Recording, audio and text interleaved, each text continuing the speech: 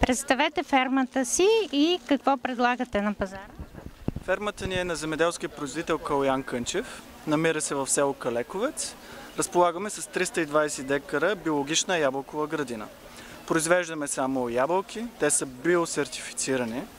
Може да видите нашия сертификат, сертифицирани Q-Certification. И разполагаме с 6 сорта ябълки, от които може да пробвате да видите какъв е вкуса.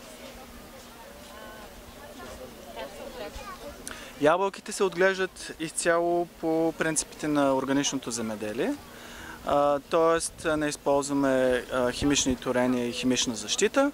Има си биологични агенти, с които ги предпазваме или с които, например, тази ябълка не можем да предпазим от някои, например, стропясвания, които си лечи визуално, но тя си запазва вкусовите качества.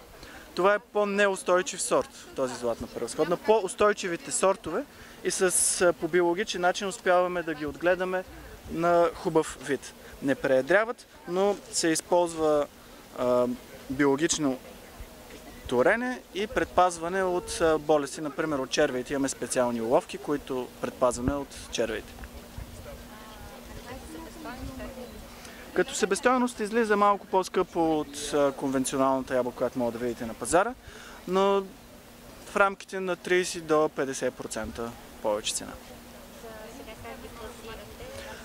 За момента първа година плододава ябълката, като пласираме ги на различни биомагазини. Ние не продаваме с наш биомагазин, тук участваме хората да ни видят кой е производителите и допълнително те продават вече на клиента.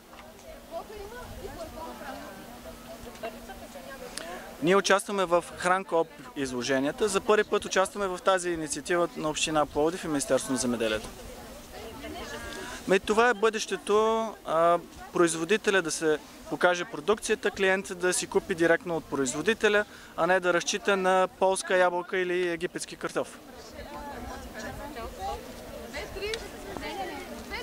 Ние използваме финансиране по европейските проекти и инвестицията ни е над 3 милиона, защото имаме и хладилник, който съхранява.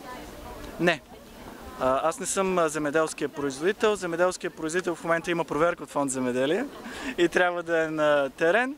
Ще дойде след малко. Аз представлявам фермата в случая.